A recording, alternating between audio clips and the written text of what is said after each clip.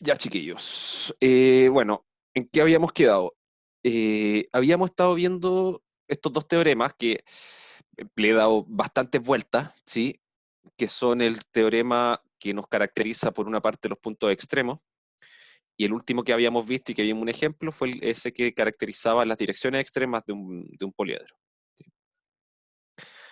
Ahora, en algún momento mencioné más o menos cuál era la importancia que tenían esos dos teoremas al momento que uno quisiera tener un método para poder resolver problemas de programación lineal, ¿sí? Ahora vamos a entrar un poquito más en detalle con eso y finalmente eso va a tener que ver con lo siguiente, porque claro, mencioné en algún momento que, por ejemplo, si es que mi poliedro tuviese una dirección extrema, o una dirección en general cualquiera, que haga que la función objetivo evaluada en esa dirección sea menor que cero, eso va a significar que nunca voy a poder encontrar un mínimo de la función, ¿sí? ¿Por qué? Porque voy a tener una dirección en la cual la función objetivo va decreciendo. Entonces eso no me sirve. Eh, pero en caso de que sí exista esa dirección, o sea, que no exista una dirección que haga eso, vamos a tener que la solución la vamos a encontrar en los puntos extremos, ¿sí? Y la explicación de eso lo di de una manera gráfica, ¿sí? Donde ponía, digamos, de cierta forma un conjunto de nivel, veía los puntos donde una función lineal valía un cierto valor en R2, fijaba un valor alfa, y eso me da una recta, y que esa recta finalmente si yo movía el valor de alfa, si lo hacía cada vez más pequeño, en algún momento iba a llegar a la orilla de algún punto y en esa orilla necesariamente lo que iba a estar topando era un punto extremo, ¿sí? Y en ese punto extremo es donde encontramos la solución. Pero vamos a formalizar eso ahora. Y eso se formaliza con el siguiente teorema. Vamos a tener P, un poliedro en su forma canónica. Entonces esto significa que A por X es igual a B y que X es mayor o igual a 0. Denme un segundo, voy a botar el celular lejos. Y sí. Eh, Perfecto. Había quedado. Ah, sí. Polinomio, perdón, poliedro en forma canónica con A, y acá vuelve a repetirse esta hipótesis, va a ser importante. A es una matriz de m filas, n columnas, con coeficientes reales, y que le pedimos que sea de rango m. ¿Sí? Recordemos que si es que no fuese de rango m, eso significa que le puedo eliminar filas hasta que obtengo algo que sí es de rango m, entonces no genera ningún problema. Y B es un vector de Rm. Entonces voy a denotemos por x1 hasta xk los puntos extremos de P, ¿sí? Que sabemos que son finitos por el teorema. ¿Sí? Hay a lo más n sobre m, ¿sí? El número combinatorio, los puntos extremos de P, y por d1 hasta dl las direcciones extremas.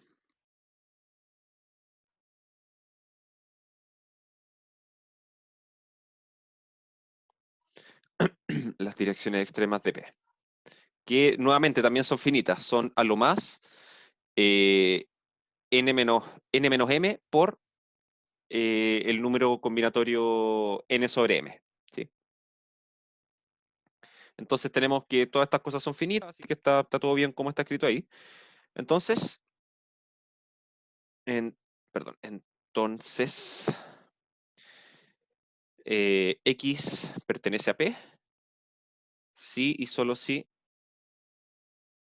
existen constantes mu1 hasta mu k mayores o iguales que 0, tales que la suma de mu1 hasta mu k, o sea, la suma de los mu i, desde igual 1 hasta k, es igual a 1, y existen otras constantes, lambda 1 hasta lambda L, mayores que 0, De manera que, y esta es la caracterización que nos va a servir. De manera que x es igual a la suma desde igual 1 hasta acá de mu sub i por xi, más la suma desde j igual 1 hasta l de lambda j de j. O sea, estoy diciendo que finalmente un punto pertenece a un poliedro si solo si lo puedo escribir como, por una parte, escribo una combinación convexa de puntos extremos, ¿sí? Y a eso le voy a sumar una combinación lineal positiva de las direcciones extremas, ¿sí? ¿Cómo podemos interpretar este teorema? Finalmente, la idea es la siguiente, no es tan complicado demostrarlo, ¿sí? Teníamos que, si X pertenece al poliedro P, entonces X más lambda D pertenece a P para todo lambda positivo cuando D es dirección, ¿sí? Ahora, ¿qué pasa? Yo puedo tomar, por ejemplo, este punto. Yo sé que la dirección que está acá, por ejemplo, no necesariamente es extrema, pero si no es extrema, la puedo escribir como una combinación lineal positiva de direcciones, ¿sí? Entonces, como que toda esta parte que está aquí se va a convertir de cierta forma en lo que está en el lado derecho en esta parte, ¿sí? Y este X lo puedo modificar para sacarle un pedazo que lo puedo pasar a las direcciones y quedarme con una parte que sí sea combinación convexa de puntos extremos, ¿sí?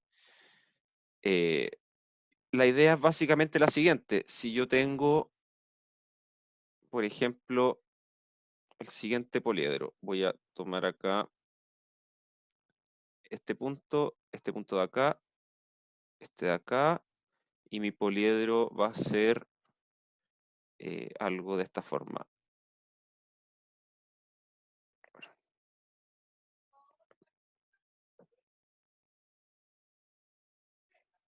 Ahí y algo así. Sí, la idea es que las dos cosas que van hacia abajo no van derecho hacia abajo, no van en vertical, van un poquito inclinadas, ¿sí? Y mi poliedro va a ser todo lo que está de ahí hacia abajo. Entonces, claro, si yo tomo una combinación convexa de sus puntos extremos, lo que voy a obtener va a ser este triángulo de acá,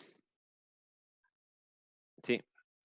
Las direcciones extremas de esto van a ser aquellas que van a estar dadas por vectores que están, digamos, con la misma inclinación que las rectas que están acá en los costados, ¿sí? Este de acá y esta de acá. Esas van a ser las direcciones extremas. Entonces, lo que estoy diciendo es que, finalmente, si yo tomo una combinación lineal positiva de esas dos direcciones, ¿sí? Que finalmente lo que va a hacer es que va a ser un vector que va a estar apuntando en una dirección que esté entre estas dos direcciones, finalmente, ¿sí? Porque va a ser una combinación donde los dos ponderadores van a ser positivos, así que me quedo siempre mirando hacia ese lado. Eh, tomo uno de esos vectores cualquiera y uno cualquiera que esté dentro de esto que achuré acá en verde, y lo que voy a obtener va a ser un vector que va a estar en el contenido en el poliedro, que es lo que está, digamos, de la línea roja hacia abajo, ¿sí?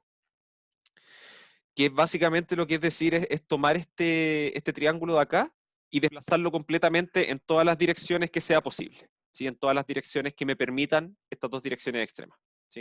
En el fondo va a ser arrastrarlo, o sea, si yo tomo eso y lo arrastro en las direcciones que me permita las direcciones extremas, lo que voy a hacer es cubrir todo lo que está bajo el borde rojo, ¿sí? Esa es más o menos la idea. O sea, no es más o menos la idea, esa es la idea del teorema, ¿sí? Eh, entonces, este teorema va a tener varias consecuencias, porque ahora fíjense que tenemos un conjunto que está descrito por una cierta cantidad de ecuaciones, está descrito por, bueno, está descrito por esas ecuaciones, tiene una cantidad infinita de puntos, ¿sí? Lo que es un poco difícil de estudiar, pero redujimos toda la información de ese conjunto a una cantidad finita de elementos, ¿sí? Los puntos extremos por una parte, más las direcciones extremas, que juegan este rol de de poder tratar el caso en que los conjuntos son no acotados finalmente. Esa es la importancia que tienen.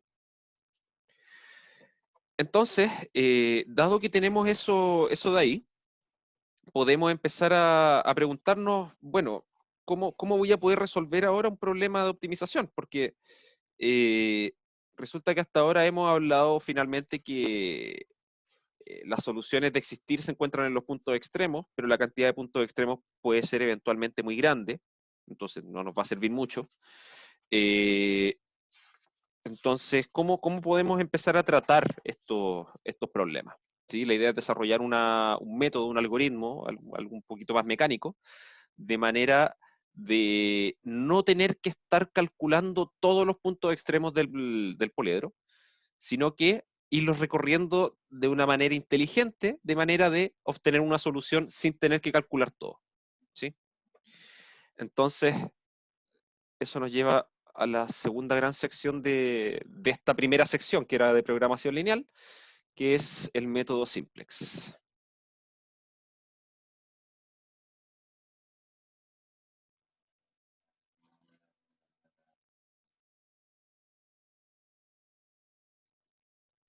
Bueno, entonces para estudiar el método simplex tenemos que ver un par de cositas importantes sobre el comportamiento de los, perdón, comportamiento de los problemas de programación lineal, ¿sí? Dependiendo de la estructura que tenga el poliedro, ¿sí? Entonces, fijémonos que para un poliedro,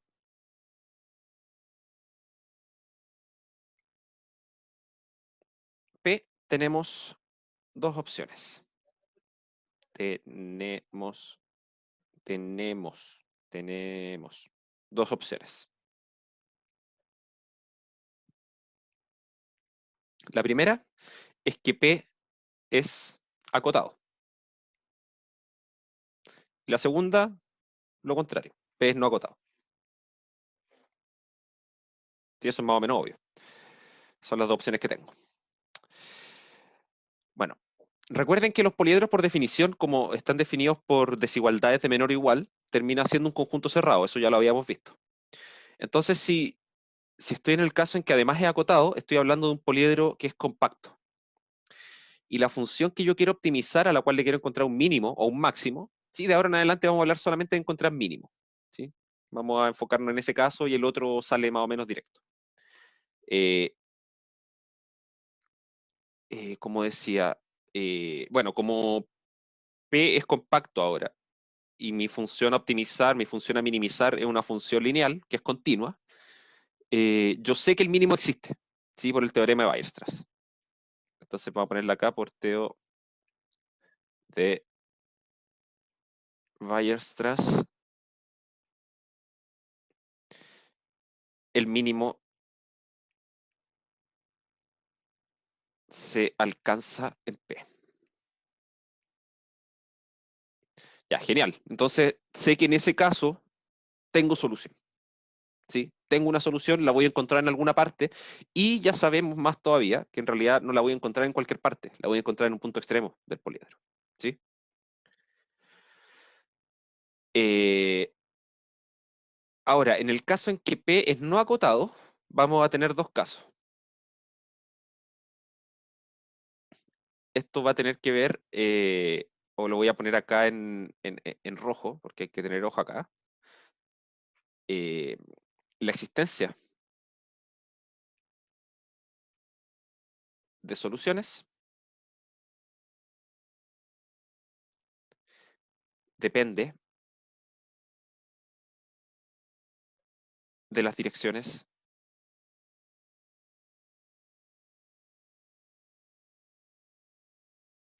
del poliedro. ¿Sí? Y acá lo voy a poner entre paréntesis, porque hay que tenerlo presente igual, las cuales no existen en el caso 1. ¿Sí? Fíjense que, claro, no existen direcciones en el caso de los poliedros acotados. ¿sí? Porque si existiera una dirección, por definición, eso me dice que entonces yo me puedo parar en cualquier punto del poliedro y sumarle lambda veces la dirección D, donde lambda lo puedo hacer tan grande como quiera. Y eso me implica que me voy en una dirección en que el conjunto es no acotado, ¿sí? Entonces, en este caso, la existencia va a depender de las direcciones del poliedro P, ¿sí? Entonces, esto nos lleva a los casos que tenemos para un problema de programación lineal. Entonces, definición, vamos a decir que diremos que un problema de programación lineal, o que lo vamos a resumir como PL de ahora en adelante, o PPL, ¿sí? Y vamos a decir que el problema en sí es acotado si existe Z barra NR tal que Z barra es menor o igual a C traspuesto por X para todo X en P, ¿sí? Donde en este caso C traspuesto por X es la función que estoy optimizando, ¿sí? Es la función que estoy minimizando, de hecho, ¿sí? Entonces voy a decir que un problema acotado si es que la función C traspuesta por X, que es la que quiero minimizar, está acotada por debajo cuando la evalúo sobre los puntos en el poliedro, ¿sí?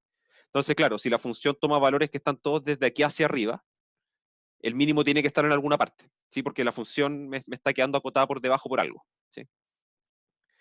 Entonces ahí en ese caso decimos que el problema es acotado. Otro caso que tenemos es que el problema, diremos que un PL es no acotado si existe una dirección D en Rn y un X0 en el poliedro, tales que X0 más lambda D pertenece a P para todo lambda mayor o igual a 0 y C traspuesto por X0 más lambda por D tiende a menos infinito cuando lambda tiende a infinito. Sí, esto ya lo había mencionado también, ¿sí? Que hablaba cuando estuve diciendo por qué nos interesaba estudiar las direcciones de un poliedro, ¿sí? Porque finalmente esta última parte de acá, lo voy a anotar con otro color, esto de acá me está diciendo que si yo pillo un vector D tal que sea traspuesto por D es menor que cero, esto implica que el problema es no acotado, ¿sí? Cualquier dirección, ¿sí? Pero en particular, si es que existe una dirección que hace eso, también tiene que existir una dirección extrema que lo haga, ¿sí? Eso se puede demostrar, ¿sí? La existencia de uno implica la del otro, ¿sí? Va a haber una especie de equivalencia ahí. Entonces, eh, eso es el problema que estamos teniendo ahora, ¿sí? O sea, si nos llegamos a topar con una dirección que hace eso, ¿sí? Que finalmente nos da o sea, si tenemos una dirección que al evaluar la función objetivo nos da negativo, eso nos va a implicar necesariamente que la función objetivo evaluada en estos puntos de P, que son puntos bien particulares de P, estos de acá, van haciendo que la función de Y crezca de forma no acotada, lo que nos va a implicar que no existe una solución al problema, ¿sí? No voy a poder encontrar el mínimo nunca. Y por último, este otro caso que no hemos tratado nunca, ¿sí? Entonces diremos que el problema PL es infactible, ¿sí? Eh, si el poliedro es vacío. Fíjense que hasta ahora nunca hemos hablado de cómo determinar si un poliedro es vacío o no, ¿sí? Porque podría ser que este conjunto de desigualdades que estoy poniendo, ¿sí? Ya sea en el caso de escribirla con desigualdades o, o de igualdades con la restricción de que x mayor o igual a 0, en ningún momento hemos hablado de qué pasa, o sea, ni siquiera nos hemos hecho la pregunta si el conjunto tiene o no puntos, ¿sí? Y podría ser que no. Y en ese caso vamos a decir que el problema es infactible porque en realidad estoy diciendo mis posibles soluciones tienen que estar en este conjunto. Si ese conjunto es vacío, obviamente no tengo solución, ¿sí? Pero en ese caso no vamos a decir que es no acotado, vamos a decir que es infactible, ¿sí? Porque no tiene soluciones factibles. Eh, Ahora, ¿cómo con las técnicas que nosotros tenemos, por ejemplo, de calcular puntos extremos y direcciones extremas, cómo podríamos determinar si es que un poliedro es vacío o no? La respuesta es bien simple, porque si miramos el teorema que escribí arriba, yo dije que un punto pertenece al conjunto si solo si lo puedo escribir como combinación convexa de sus puntos extremos más combinación lineal positiva de sus direcciones. Entonces la única forma de que X no, o sea, perdón, que P no tenga puntos es que esto no tenga ni puntos ni direcciones extremas, ¿sí? O sea que si yo me lanzo a calcular con las ecuaciones que tenga o las inecuaciones que tenga, me lanzo a calcular los puntos y las direcciones extremas, no voy a obtener nada. Si no obtengo nada, ahí yo digo, ah, bueno, entonces el conjunto era vacío, ¿sí? Es la única forma. Eh, Eso como observación. Entonces lo voy a anotar acá abajo igual. Esto significa que P no tiene puntos ni direcciones extremas. ¿Sí? Porque si tuviera al menos una, entonces el, el conjunto va a tener puntos. ¿Sí?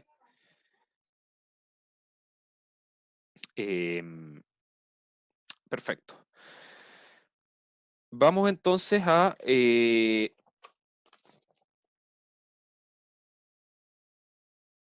ver algo que dejé como pendiente muchas veces. ¿Sí? Dije, lo vamos a ver más adelante, vamos a ver cómo se hace esto y todo. Y ahora llegó el momento porque ahora va a ser necesario para cuando se topen con algunos problemas, ¿sí? Que esto de cómo pasar un poliedro general a su forma canónica y viceversa, ¿sí? A ver, en realidad nos va a interesar solo pasar de un poliedro que está escrito solo con desigualdades, pasarlo a su forma canónica. ¿Por qué nos va a interesar solamente eso? Porque esa es la forma canónica con la cual tenemos todos los teoremas, ¿sí? Entonces, esa va a ser la parte que nos va a interesar. Eh, entonces, recordemos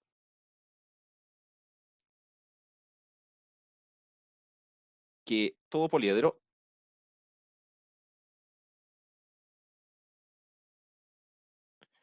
es equivalente a otro escrito en forma canónica, ¿sí? Para hacer eso, necesariamente yo dije, aparecen más variables. Entonces, esto va a ser con más dimensiones. Ahora, ¿cómo hacerlo en el caso general? A ver, yo un poliedro lo podría tener descrito con un set de desigualdades, ¿sí? Que podrían ser de menor igual, mayor igual, ¿sí? Entonces, notemos lo siguiente. Notemos primero que cualquier poliedro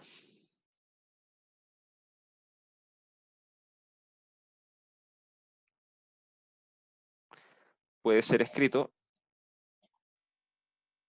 ¿sí? Y aquí estoy hablando por la definición, ¿sí? Recuerden que la definición era con desigualdades, ¿sí? Yo decía que un poliedro es la intersección de semiespacios, ¿sí? Intersección de semiespacios cerrados, ¿sí? ¿Cómo era eso? Significa que eh, tengo desigualdades de menor igual o de mayor o igual, ¿sí? En las descripciones. Entonces, lo que quiero decir acá es que cada poliedro lo puedo escribir solamente usando desigualdades de menor o igual. Esto ya que si esto ya que si aparece una restricción del tipo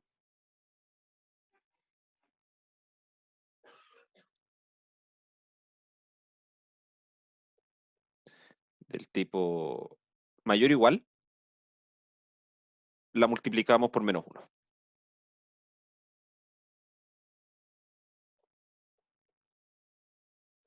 ¿Sí? Lógico. La forma clásica de pasar de un mayor o igual a un menor o igual en una misma desigualdad. ¿Sí? Multiplico por -1 y estoy listo. Ok. eh, entonces podemos asumir lo siguiente. Suponemos entonces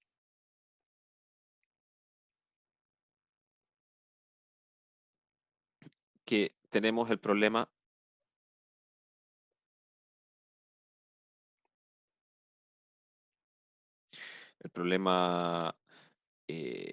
mínimo de C traspuesto por X, sujeto a que A por X es menor o igual a B. ¿Sí? Ese es el problema con el que voy a partir. ¿Sí? Y yo me pregunto, ¿cómo lo puedo escribir ahora en su forma canónica? ¿Sí? O sea, con restricciones de igualdad y pidiendo que todas las variables sean mayores o iguales que cero. ¿Sí? A ver, quiero poner un ejemplo primero, porque aquí vamos a tener dos casos. ¿Sí? Porque, por ejemplo, estas desigualdades que están acá, implícitamente, podrían tener desigualdades que me digan que alguna de las variables es mayor o igual a cero. ¿Sí? No todas necesariamente, pero podrían haber algunas. ¿Sí? Entonces, a esas variables que ya me dicen estas ecuaciones que tienen que ser menor o iguales a cero, perdón, mayor o iguales a cero, las aíslo y esas las voy a ocupar simplemente al pasar a la forma canónica, que me pide que las variables tengan que ser mayor o iguales a cero. ¿Sí? Y para el resto lo que vamos a hacer es lo que mencionaba hace un tiempo, que es agregar una variable de holgura. Es sumar una variable que tiene que ser mayor o igual a cero para alcanzar la igualdad. ¿Sí? Entonces, eh, vamos a poner acá, si aparecen desigualdades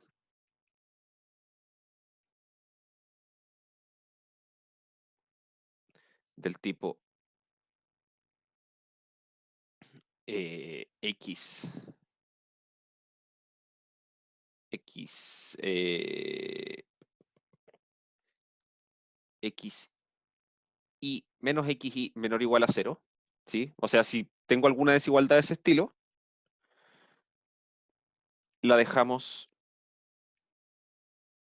aparte, ¿sí? Porque esa nos va a servir porque es justamente una de las que vamos a necesitar más adelante, ¿sí? Necesitamos que esa variable sea mayor o igual a cero, ¿sí? Así que si aparece alguna de esas, no la tocamos, la dejamos ahí. Ahora bien, si, perdón, para el resto de las desigualdades,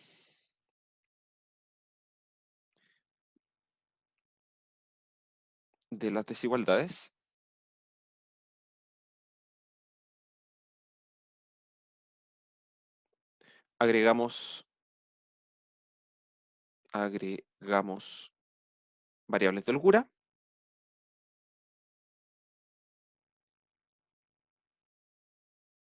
¿sí? Que van a ser mayores o iguales que cero, sumando, para convertir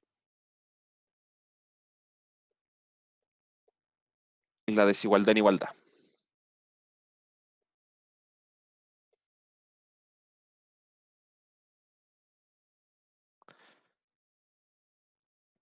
Ya, perfecto. Entonces, ¿qué puede pasar acá? Yo tenía algunas variables que probablemente ya desde antes el problema me decía que tenían que ser mayor o iguales que cero, y todas las otras desigualdades que habían las convertí en una igualdad. ¿sí? ¿Y de qué manera lo hice? Sumando variables de holgura y dejando las cosas así. ¿Sí? Ahora con igualdades. Pero resulta que muchas de estas variables probablemente ahora no tienen ninguna restricción, ¿sí? O sea podrían ser cualquier número real, ¿sí? No tengo por qué... Bueno, las de holgura obviamente van a ser mayor o iguales que cero por cómo las agregué, pero de las variables originales hay muchas que pueden ser cualquier número real, ¿sí? No necesariamente tienen que ser mayor o iguales que cero. Entonces lo que vamos a hacer acá, para cada variable irrestricta,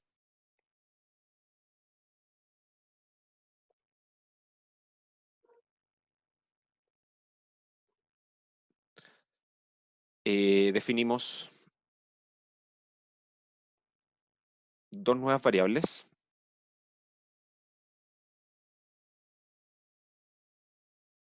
que van a ser mayores o iguales que cero y reemplazamos la original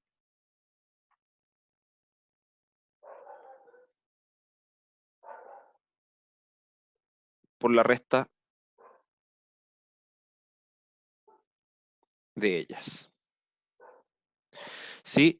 Ese es un truco que podemos hacer acá. O sea, finalmente, si tengo una variable que se mueve por todos los reales y necesito describirla mediante variables que sean solamente mayores o iguales a cero, lo que voy a hacer es reemplazar la variable original por la resta de dos números positivos. ¿Sí? Y como pueden ser mayores o iguales que cero cualquiera, ¿sí? Esa resta va a recorrer todos los valores reales. ¿Sí? Esa es más o menos la idea. O sea, esa es la idea del reemplazo. Con todo lo anterior,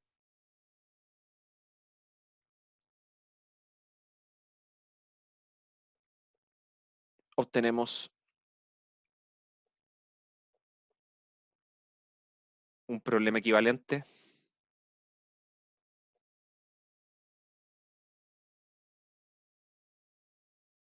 de la forma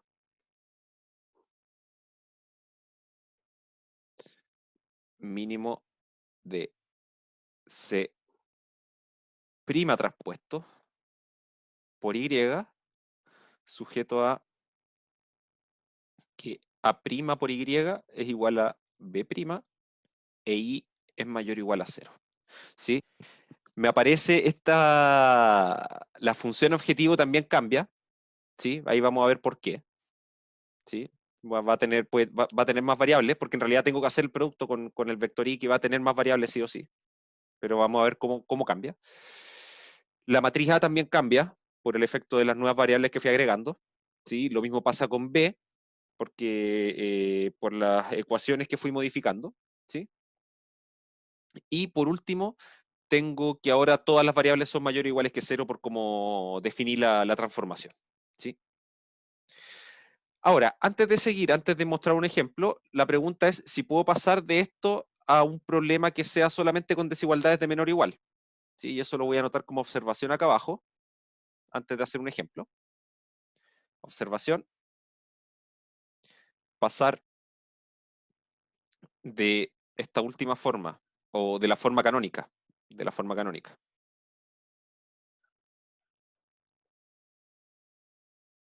canónica a la forma de desigualdades,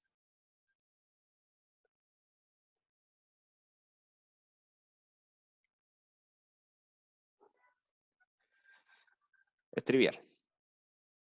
¿Sí? ¿De qué manera es trivial? Lo único que hago es darme cuenta que A' por I igual B' es lo mismo que escribir A' por I menor o igual a B' y menos A' por I menor o igual a menos B'. ¿Sí? Así que en el fondo cada igualdad la convierto en dos desigualdades de menor o igual. Y aparte, tengo la desigualdad menos I menor o igual a cero. ¿Sí? O sea, estoy agregando más desigualdades de menor o igual. ¿Sí? Entonces, de esa forma, hago todo el cambio. ¿Sí? Puedo devolverme a la forma de desigualdades que no va a ser exactamente igual a la anterior, pero va a ser equivalente. ¿Sí? Perfecto. Vamos a ver un ejemplo, ¿sí? De cómo funciona esto y después vamos a hacer una pequeña pausa. Entonces voy a tomar el mismo ejemplo que está acá, no voy a complicar más las cosas. Ejemplo, voy a tomar el problema que va a ser minimizar C1 por X1 más C2 por X2 sujeto a, y acá vamos a tener estas restricciones. Vamos a tener X1 menos 3X2 mayor o igual a 8. De hecho, voy a hacer este problema de la forma más completa posible. De hecho, voy a respetarlo exactamente como está acá este ejemplo. El problema que yo quiero acá no va a ser un mínimo, va a ser un máximo. Y yo lo quiero escribir como un mínimo, un problema de minimización, que esté escrito con un poliedro en su forma canónica. ¿Sí? Ya es como hacer todas las transformaciones posibles para dejar el problema en la forma que nosotros queremos. ¿Cómo lo puedo hacer? Recordar que el problema de, por ejemplo, si yo hago el máximo de f de x con x en algún conjunto, ¿sí? Es lo mismo que menos el mínimo de menos f de x con x en x. ¿Sí? Siempre puedo hacer ese cambio. En el fondo pongo un menos dentro del mínimo y un menos afuera. Y el resultado que me da igual. ¿Sí? Entonces esa es la forma de convertir el máximo en un mínimo. ¿Sí? Por eso yo les decía, vamos a estudiar solamente después problemas de minimización, porque los problemas de maximización las formas de resolución suelen ser equivalentes, ¿sí? Pasando por esta igualdad acá. Uy, borro un poquito ahí. Pasando por esto de acá. ¿Sí? Ok, entonces esa es la primera equivalencia. Puedo decir que en realidad esto es lo mismo que decir mínimo, bueno, menos el mínimo de menos C1 por X1 menos C2 por X2 sujeto a, y este conjunto no cambia, salvo que vamos a cambiar las desigualdades. ¿Sí? Lo único, el cambio que vamos a hacer ahora no tiene que ver con lo que mencioné arriba, ¿sí? Porque el conjunto que mantengo acá abajo, las restricciones son las mismas. Pero lo que voy a hacer ahora es transformar estas desigualdades en desigualdades de menor o igual. ¿Sí? ¿Cuál? Solamente la primera. Esta la voy a dejar como menos x1 más 3x2 menor o igual a menos 8. Y la otra la voy a dejar tal cual. ¿Por qué? Porque me sirve. ¿Sí? Yo sé que la función, o sea que la variable x1, ahora cuando haga el cambio la voy a necesitar mayor o igual a 0, así que eso lo voy a dejar así. Esa ecuación no la voy a tocar. Ahora, voy a agregar una variable de holgura, ¿sí? Que va a ir sumada en esta ecuación, ¿sí? Que va a ser mayor o igual a 0, y el efecto que tiene es que esto se va a convertir en una igualdad con un menos 8 acá al lado derecho, ¿sí? Entonces nos va a quedar que esto es lo mismo que hacer menos mínimo de menos C1 por X1 menos C2 por X2 sujeto a, y a esto le voy a poner un nombre. Convenientemente lo voy a hacer así. Esto va a ser menos x1 más 3x2. Y esto es porque ya estoy pensando en cuántas variables voy a tener. Más y4 menor o igual a, perdón, igual a menos 8. Y acá abajo voy a tener ahora que x1 e y4 son mayores o iguales que 0. ¿Sí? Ahora, como les decía, mi variable x1, de hecho voy a hacer ese cambio al tiro, como x1 ya es mayor o igual a 0, ya no le voy a hacer ningún cambio más, ¿sí? Así que la puedo convertir acá en, va a ser la primera variable de mis nuevas variables, ¿sí? De mis variables y. Entonces ahora el problema me está quedando de esta forma. Ok, tengo que todas las desigualdades las convertí en igualdad y que las variables son todas mayores o iguales que 0. ¿Sí? ¿Qué me vendría faltando? El problema que tengo es que la variable x2 puede recorrer todos los reales, no tiene ninguna restricción. Entonces lo que voy a hacer, la voy a escribir como una diferencia entre dos variables nuevas que van a ser mayor o iguales que 0 y que las voy a llamar y2 e y3. Entonces esto nos va a quedar menos mínimo de menos C1 por Y1, y acá esto va a ser menos C2 y dije que X2 la voy a escribir como Y2 menos Y3. ¿Sí? Entonces menos Y2 y acá más C2 por Y3. Sujeto a que, y acá vamos a tener menos, me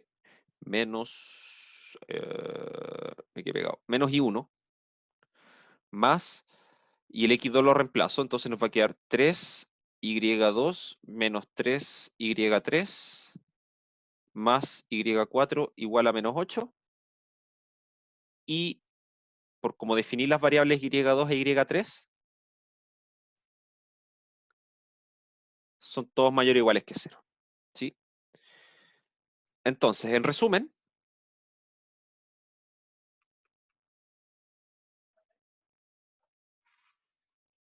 originalmente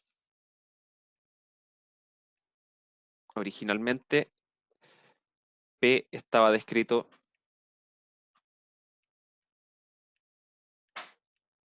en R2, ¿sí? Eran dos variables las que tenía, en R2 mediante, y lo voy a escribir con matrices, ¿sí? Perdón, originalmente el problema estaba descrito en R2 mediante lo siguiente. Teníamos una matriz A, que no la escribí nunca explícitamente, pero estaba dada por... Profe, una ¿Sí? pregunta. ¿Sí? ¿Por qué cambiamos X1? X1, le cambié el nombre solamente porque ya estaba lista, ¿sí? Como que ya sabía que era una variable mayor o igual a 0, ya no le tengo que hacer ningún cambio más, no va a cambiar dentro del desarrollo del problema, así que la convertí a su versión, le cambié el nombre nomás, para que después el vector que voy a estar trabajando sea el vector Y, ¿sí? Fue un cambio Ya, de nombre gracias. solamente, de nada. Eh, bueno, estaba descrito mediante una matriz A que estaba dada por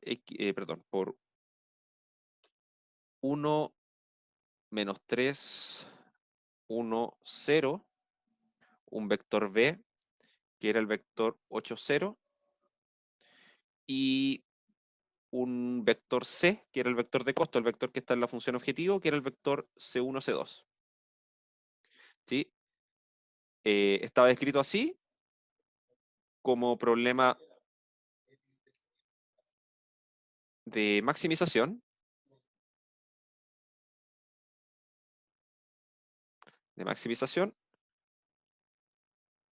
con P definido como los X en R2, tales que A por X es mayor o igual a B. ¿Sí? Eso es lo que teníamos originalmente. Con los cambios que hicimos, ahora tenemos un problema P', perdón, PL',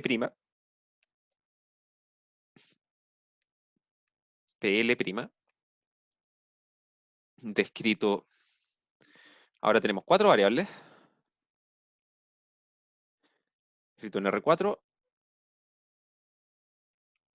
mediante lo siguiente, una matriz A', que termina siendo, bueno, lo que está ahí, es finalmente es solamente una fila, es menos 1, 3, menos 3, 1, un vector B, que es un solo número, B', lo voy a anotar igual así, menos 8. ¿Qué otra cosa tenemos acá? El vector C', que es el que define la función, es el vector menos C1, menos C2, C2.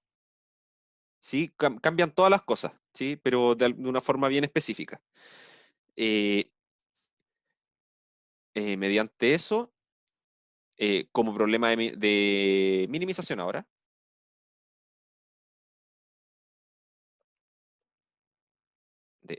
minimización,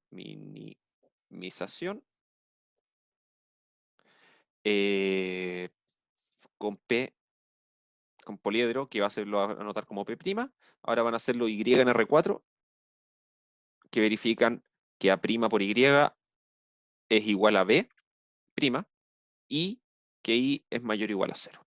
¿Sí? Entonces fíjense que cambiaron varias cosas. Cambió completamente la dimensión de la matriz que estaba representando el problema. ¿Sí? Cambió incluso el tamaño también del lado derecho. Cambió hasta el tamaño del vector de costo, sí, que le vamos a empezar a llamar vector de costo ahora, que es lo que está definiendo la función objetivo. ¿Sí? Cambió todo, sí, cambió el espacio donde estoy trabajando. Primero estaba trabajando en R2, después en R4. Pero los problemas son completamente equivalentes por los cambios que hice. Sí, porque en realidad no cambié nada, cambié solamente la forma en que estoy describiendo las cosas. Entonces, si yo quiero resolver el problema original, ¿sí? Este problema de maximización, me basta con resolver este problema de minimización nuevo, ¿sí? Que la ventaja que tiene es que, bueno, es un problema de minimización y el método que vamos a ver va a ser para problemas de minimización, ¿sí? Y por otra parte, el poliedro está escrito en su forma canónica, y eso va a ser fundamental. Entonces, si yo resuelvo esto, después mi pregunta es, bueno, pero ¿cuáles son los valores que le tengo que dar a las variables originales, a x1 y a x2? Y eso no es complicado porque tengo que llevar registro de qué cambio hice. ¿Sí? Por ejemplo, la variable y1 corresponde a la variable x1 original. ¿Sí? Así que mi variable x1 de la solución del problema de maximización original va a ser el mismo valor de la variable y1 del problema que está acá abajo, del problema que es equivalente. ¿Sí?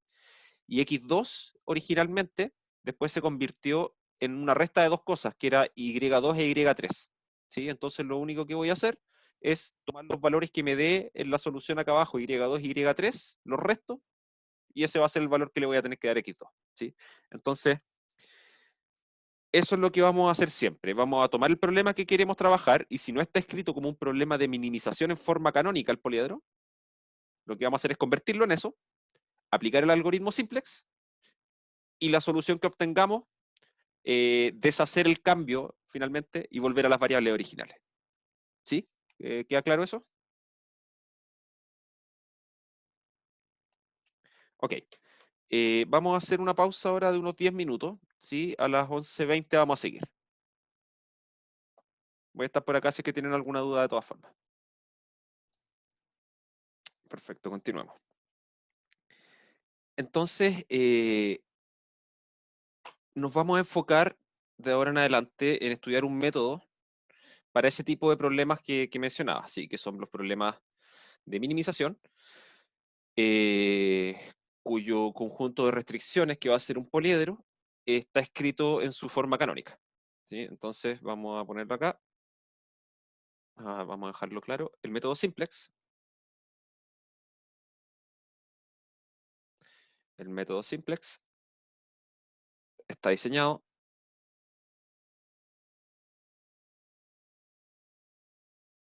para resolver problemas, o voy a anotarlo con la abreviación, problemas de programación lineal que verifiquen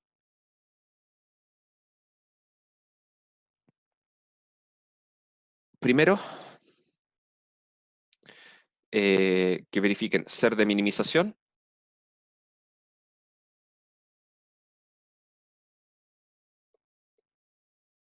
y segundo,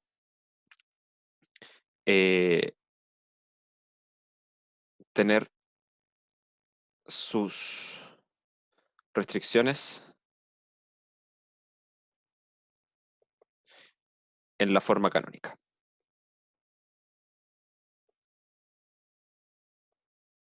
Perfecto. Entonces, claro, en principio, bueno, si no hubiera mencionado todo lo que ya mencioné antes, podría parecer que el método simplex está hecho solamente para un caso específico de problema, ¿sí?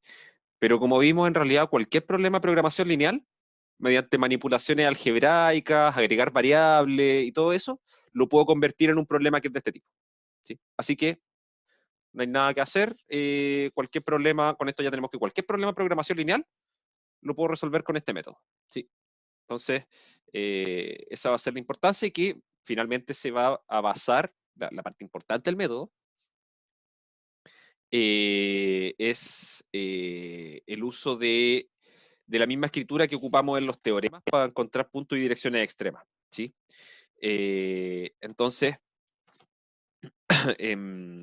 vamos a ver que este algoritmo funciona en, si no me equivoco, eran 3 fases. Igual vamos a alcanzar a ver una partecita nomás ahora. No, perdón, 2 fases. Sí, son 2 fases. Sí, no sé por qué tenía la sensación de que había una tercera.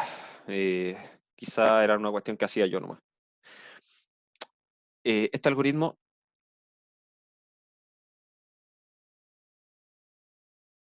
consiste en 2 etapas. ¿Sí? Y por el nombre, como que pareciera que es una cuestión que sería como buena idea programarlo, ¿sí? Pero en realidad cualquier software que resuelva problemas de programación lineal, lo menos que va a hacer es el algoritmo simplex, ¿sí? Así que como que está implementado en todas partes. Entonces, la primera fase, que se le llama búsqueda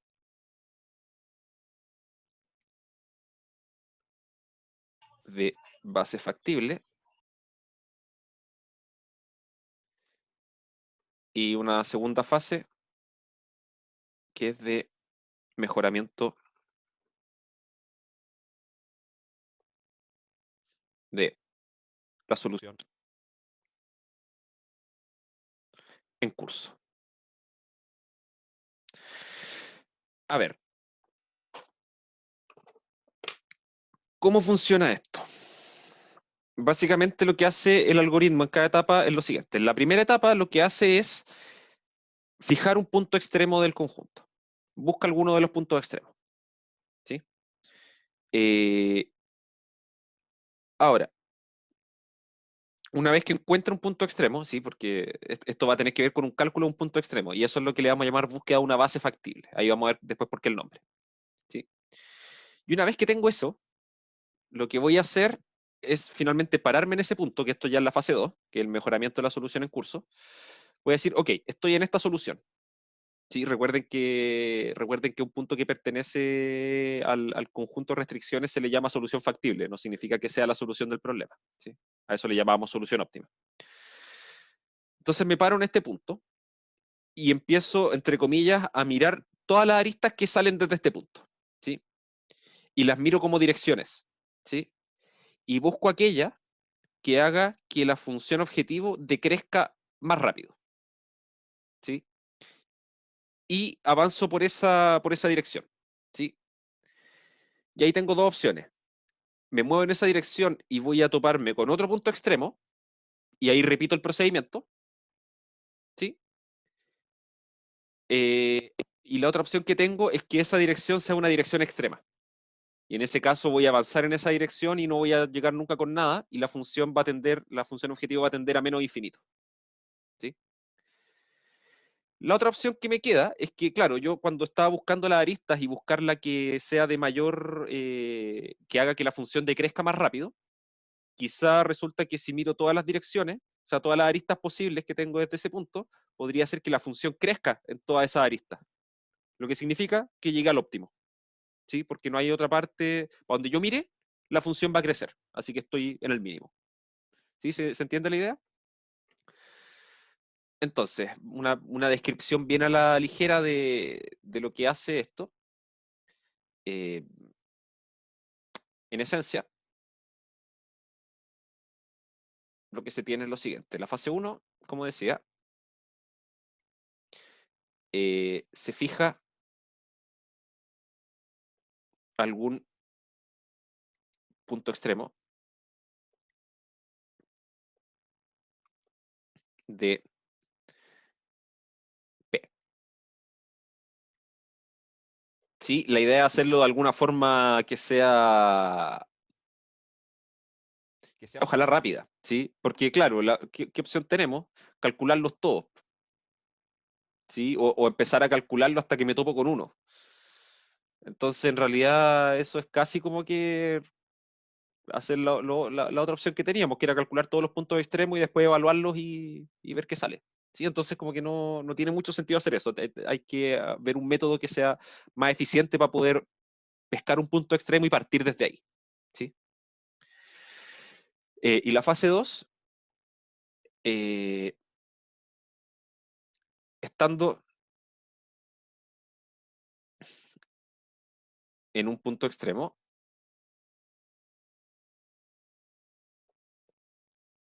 miramos las aristas que salen.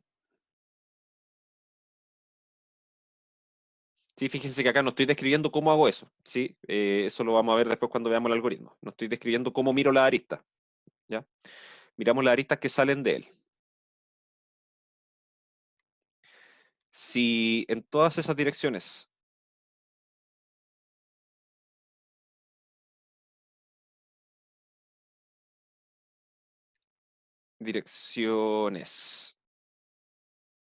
la función objetivo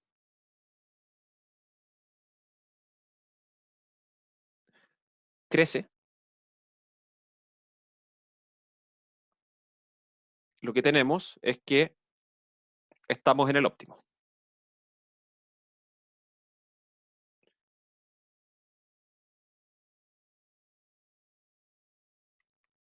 Si no, elijo la arista que haga decrecer más rápido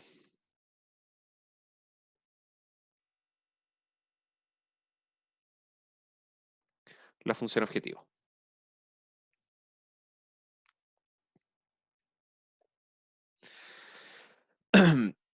Si esto coincide con una dirección extrema,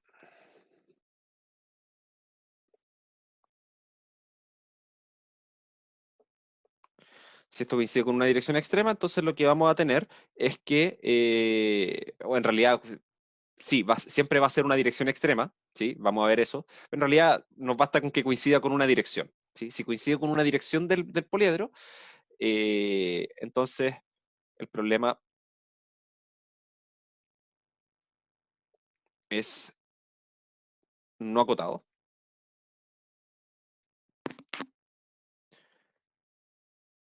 Si no, llegamos a un nuevo punto extremo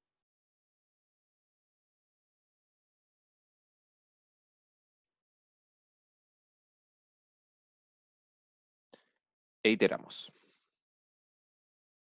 Y aquí, esta última partecita de acá, es lo importante. ¿Sí? Porque, como sabemos que el poliedro tiene una cantidad finita de puntos extremos, este algoritmo va a terminar en algún momento. ¿Sí? No me puedo quedar infinitamente pasando de un punto extremo a otro, porque si me doy una vuelta completa, significa que siempre fui en una dirección de decrecimiento. O sea que el punto extremo donde partí, al evaluar la función, termina siendo más chico que ese mismo valor. ¿Sí? Y eso no tiene sentido. Sí, no puedo devolverme a ningún punto extremo. De hecho, eso con cualquiera. Nunca voy a pasar dos veces por el mismo punto al hacer esto. ¿Sí? Entonces, lo que estoy haciendo es lo que les mencionaba hace unas clases. Este algoritmo lo que hace es recorrer los puntos extremos del poliedro de la manera más óptima posible, ¿sí? En el sentido que voy a escoger uno de ellos de alguna manera que sea rápida, que sea eficiente, ¿sí? Y después me voy a mover al siguiente, siempre fijándome que sea la dirección que hago que la función se haga más chica lo más rápido posible, o sea, que tenga como un decrecimiento lo más alto posible, ¿sí? Y al hacer ese procedimiento, eventualmente voy a llegar a un punto en que en todas las direcciones que yo mire, la función va a crecer, lo que significa que llegué a mi solución, ¿sí? ¿Se entiende la idea del algoritmo al menos? Porque esto está en palabras, ¿sí? Pero en realidad si después como vamos a ir definiendo el algoritmo, básicamente va a ser esto, ¿sí? No tiene mayor gracia y en realidad con esto estoy justificando que el algoritmo funciona, ¿sí? O sea, si yo quisiera resolver un problema de programación lineal, esta es la forma de hacerlo, ¿sí? Lo que yo debería pensar es como, ok, primero voy a fijar un punto en el conjunto, ¿sí? Y eso va a llevar la parte de chequear si es que el problema es factible o no, ¿sí? Si es que el poliedro P tiene puntos, ¿sí? Pero ya, ok, encontré uno, me paro ahí.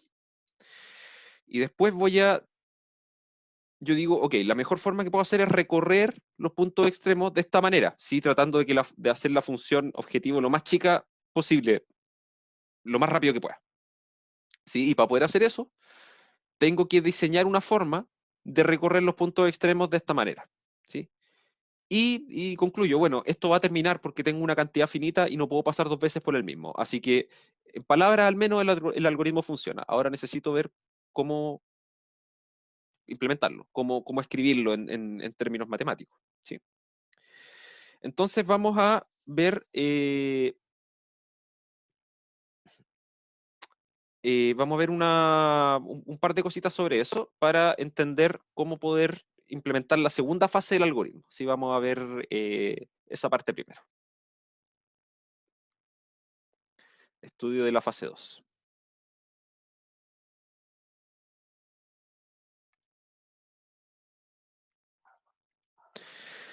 A ver, eh, habíamos dicho que la primera parte la llamábamos estudio, o sea, búsqueda de una base factible, ¿sí? Vamos a definir ahora lo que es una base, ¿sí? Eh, entonces, sea el problema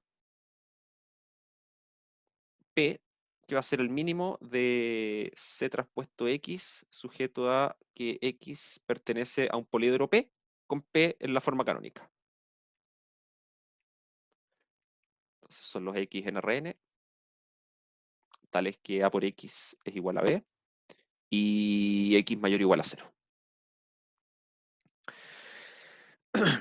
Entonces vamos a suponer todo lo que suponemos en los teoremas, ¿sí?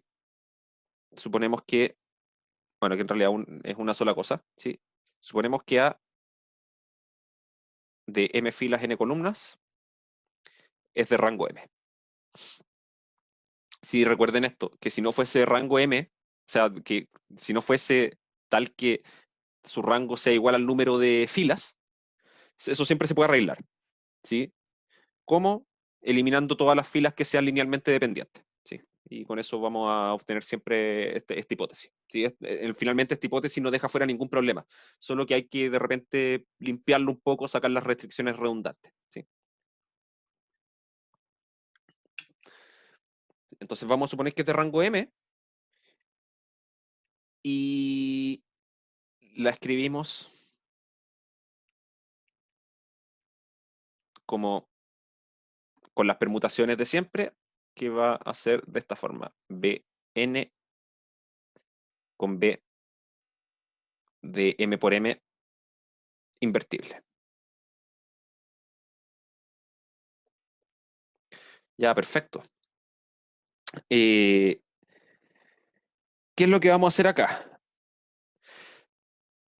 Y lo voy a poner acá como un recordatorio. Sí, para que esto se entienda bien, recordatorio, y esto es de álgebra lineal. Si yo tomo un producto A por X, esto es igual a la suma desde 1 hasta el número de columnas, que va a ser n, si lo voy a llamar así, de x1 por la columna, perdón, xi por la columna correspondiente. ¿Sí? O sea que el resultado de esta multiplicación es una combinación lineal de las columnas de A, pero una combinación lineal bien particular, donde los ponderadores son los elementos correspondientes del vector por el que estoy multiplicando, ¿sí? Entonces, eso nos justifica, y que ya lo habíamos ocupado, pero esta es una forma bien práctica de verlo, ¿sí? Entonces, notemos X y lo vamos a descomponer como en dos partes, ¿sí? Vamos a tener las coordenadas que están asociadas a la matriz B, ¿sí? O sea, aquellas coordenadas que multiplican a las columnas de A con las cuales formé la matriz B, eso es lo que estoy diciendo finalmente, y las coordenadas que quedan multiplicando a las columnas que corresponden a la matriz N, ¿sí? De esta forma,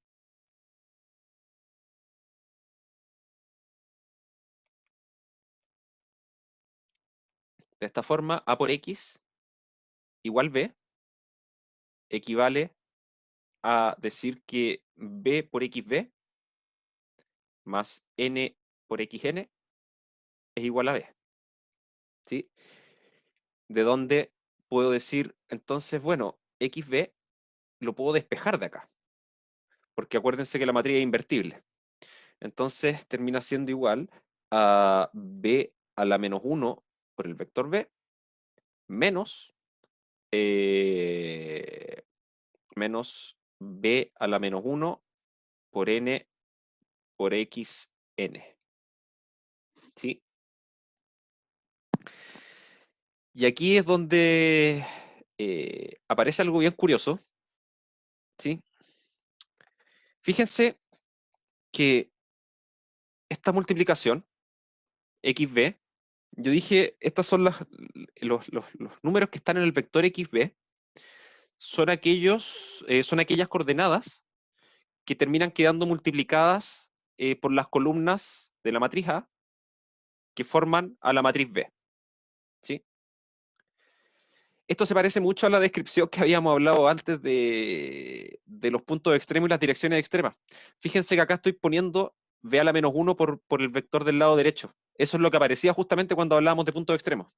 ¿Sí? Y acá aparece esto de acá. Fíjense que si xn fuese un vector canónico, ¿sí? Si fuese un vector con ceros y ceros, con puros ceros, salvo en una posición, que es lo que hacíamos para las direcciones, el producto de n por xn nos daría una de las columnas de n, ¿sí? Y eso multiplicado por b a la menos 1 y con un signo menos. Eso es lo que hacíamos para calcular las direcciones canónicas, o sea, las direcciones extremas, ¿sí? Entonces, básicamente acá lo que estoy diciendo que esto es una parte de un vector que es un punto extremo más una dirección extrema, ¿sí? Eh, entonces, de ahí la importancia que tienen esta matriz, porque finalmente ahora puedo hacer este despeje. Y de aquí va a salir esta última definición que la vamos a ver ahora, y con esto vamos a terminar. Entonces, definición. Las coordenadas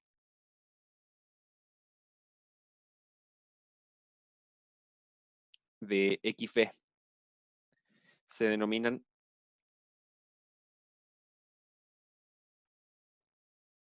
variables básicas, ¿sí? O son las variables de la base, ¿sí? Ojo, acá, claro, ¿qué significa esto? El vector XB, como les decía, son de aquellas coordenadas que están multiplicándose con las columnas de A que forman la matriz B. O sea, podrían ser acá las coordenadas del vector X, podrían ser la primera, la tercera y la cuarta, por ejemplo. ¿Sí? Por decir algo. Entonces yo voy a decir que, bueno, de mi resultado, que no sé, que un vector en R5, por ejemplo, la primera, segunda y, bueno, primera, tercera y cuarta, que fue lo que dije, estas van a ser mis variables básicas, ¿sí? Son aquellas que están asociadas a qué columnas de la matriz A yo consideré para armar la matriz B. Entonces esas las vamos a denominar variables básicas y las de, que esto ya es un poco esperable, y las de n son las variables, perdón, las de xn son las variables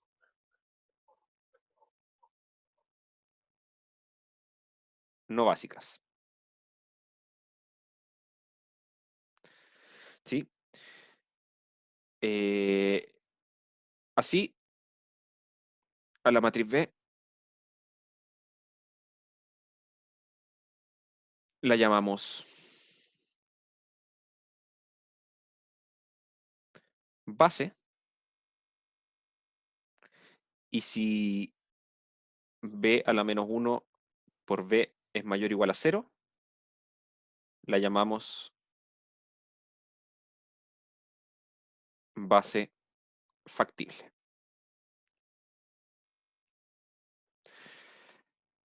Ok.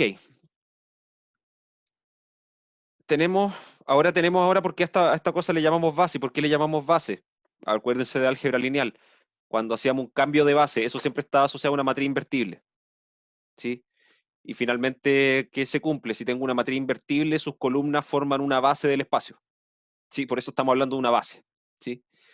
¿Y base de qué? Bueno, una base para obtener puntos extremos y direcciones extremas. ¿Sí? Porque finalmente eso es lo que está haciendo. La matriz B a la menos 1 siempre está metida entre medio en el cálculo de puntos extremos y de direcciones extremas. ¿Sí? Entonces, por eso la llamamos base. Y vamos a llamar la base factible si es que efectivamente esto hace que, si es que define un punto extremo, finalmente. ¿Sí? Porque recuerden que esta era una condición para definir un punto extremo, que B a la menos 1 por B sea mayor o igual a 0. ¿Sí? Si no, lo descartamos. ¿Sí? No nos vamos a preocupar. Entonces, vamos a trabajar este vector X, que originalmente era solamente ese. Lo que hacemos es despejar su parte básica, en el fondo, y escribirla en términos de la parte no básica.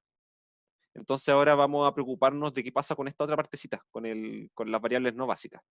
¿Sí? Y esas son las que nos van a indicar en qué direcciones la función objetivo podría estar decreciendo. Y eso lo vamos a ver el día lunes. ¿Sí? ¿Alguna duda? Sí, sobre todo esta última parte, que va a ser súper importante. Sí, esto de que la multiplicación la puedo escribir de esta manera y esto de acá, que es lo que finalmente me permite despejar una parte del vector en función del resto del vector.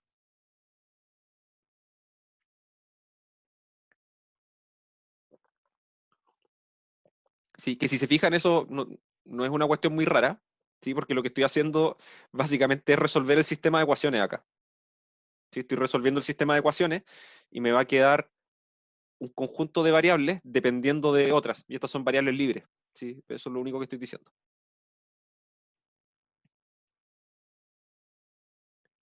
Ya, ok. Entonces, si no hay dudas, lo dejamos hasta acá y vamos a continuar el día lunes con esto de aquí, ¿sí? Y vamos a entrar ya de lleno en la descripción de la fase 2 del algoritmo simplex y cómo va funcionando. Ok, que tengan un buen fin de semana, chiquillos, y nos estamos comunicando el lunes entonces. Ah, Chao, profe. se me olvidó que teníamos que ver lo de las evaluaciones. Les voy a publicar la información en un curso.